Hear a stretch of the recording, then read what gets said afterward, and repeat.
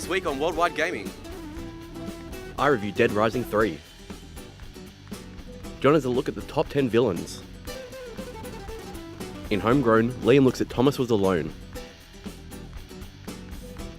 And Mark does a GTA Easter egg hunt in WG 101. Hello and welcome to Worldwide Gaming. I'm your host Ryan. I'm Vin. And I'm John. And today we're actually going to check out one of the first video reviews of a Xbox One game instead of just a console this time, and it's Dead Rising 3. Yes. Any thoughts? Nah. Well, the first one I thought was pretty good. Second one threw me off, so I haven't really tried number 3 yet because of number 2, but... I have the same kind of thing, I love Dead Rising 1. I thought Dead Rising 2 was a step down, but Dead Rising 3 is really, really good. Like some of the crazy stuff and combos you can do, they're really fun to pull off and just whack zombies with, like a teddy bear that's holding a machine gun or something like that. I don't mind the crazy stuff, but see, when I saw the game at E3, they were trying to pitch it as sort of, well, they made it out, they were pitching it out as this sort of realistic zombie shooter, and then it's like, oh look, you can make a fire sword. It's like, make up your mind is how I feel about the game. All right, we'll have a look at it later, but first we're going to go to the forecast.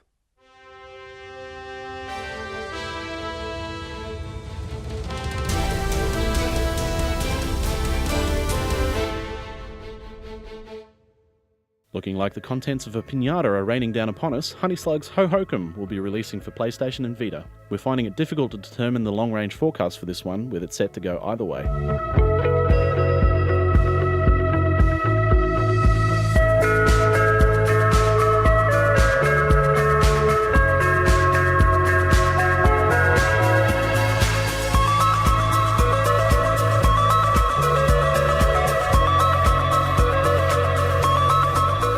Clouds will be gathering again later this year as turmoil continues in Thedas with the upcoming release of Dragon Age Inquisition, which will be available on PC, PlayStation and Xbox.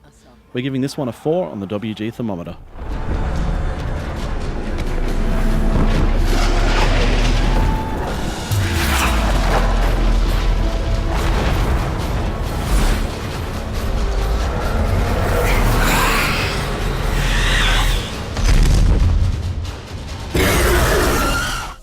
Survival horror certainly seems to be the flavour of 2014 as Epic Games throw their hat in the ring with the upcoming PC release Fortnite. This game is poised to heat things up.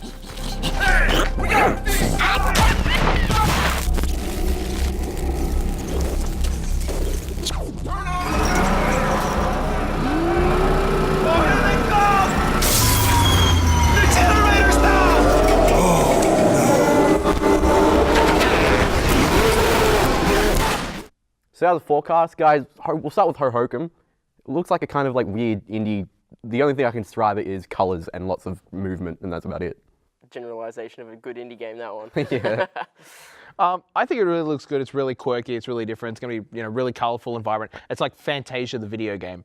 But I'm a little bit worried about it being on both the Vita and the PS4 because I feel like it won't be able to fully utilise all the control features of both platforms because, if it was just on the Vita, you could use the rear touchpad, the front touchpad, and all that tilty stuff.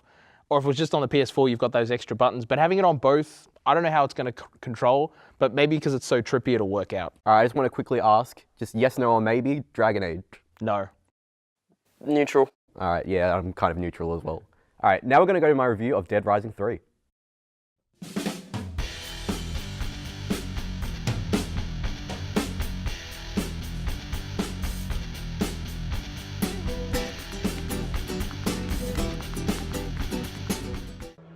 We've not yet confirmed the cause of the ongoing outbreak, but it was almost certainly initiated by the turning of an illegally infected, unchipped person.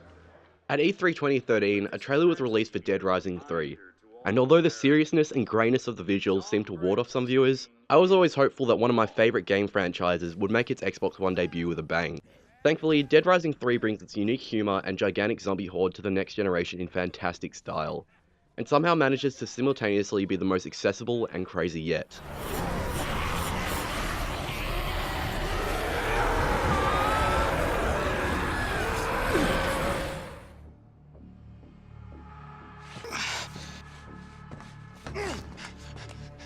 After the photographer Frank West and motocross legend Chuck Green, the story of Dead Rising 3 revolves around the simple mechanic Nick Ramos, and his quest to escape the city of Los Perdidos.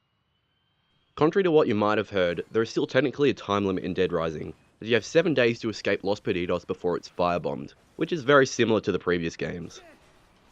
Failure to complete the game in this time period will cause you to get a bad ending, and miss out on some of the extra story missions. The story doesn't need to be completed at specific times now, so it's pretty easy to get to the later missions with 2 or 3 days left.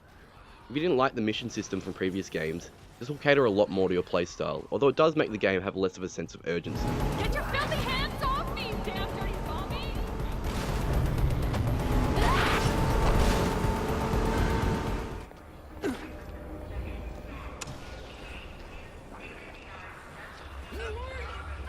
Being a mechanic, Nick is pretty handy with a roll of duct tape. There are a plethora of new combo weapons, super weapons, and food combos that Nick can create at any time without the need of a workbench, as long as you found the blueprint for that weapon. Thankfully, Dead Rising 3 will usually have the components for that new blueprint you found in the immediate vicinity, so you can create and test out your new weapon straight away. It actually encourages the player to try out new weapons, instead of sticking to the one combo weapon like Dead Rising 2.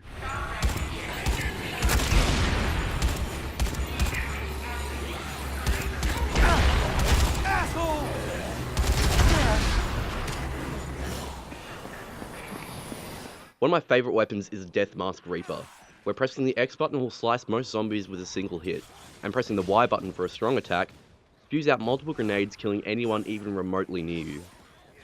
You can also combine 2 vehicles to create combo vehicles, which are always good for across-city trips of rolling destruction and dismemberment.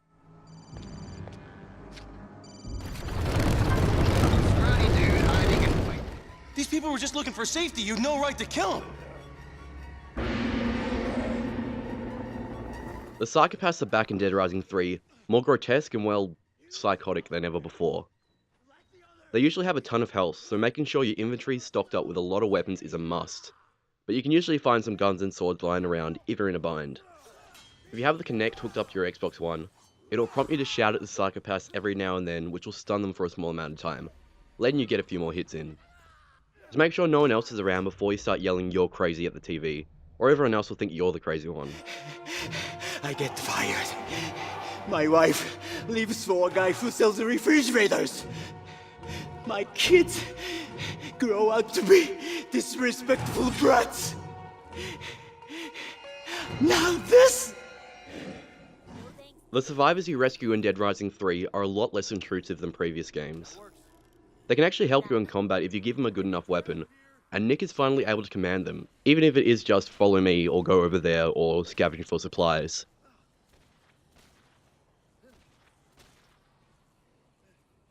You can take him back to any safe house throughout the large open map to get extra PP, used to level up Nick and grant him extra bonuses and abilities, but otherwise they don't factor into getting the best ranking in the story, so it isn't the end of the world if you don't save them.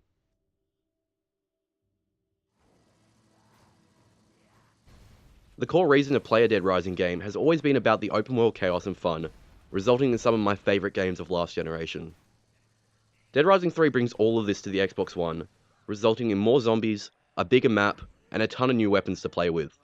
If you have an Xbox One, this is the game to show all your friends what the new generation of consoles can bring to the table, at least for now.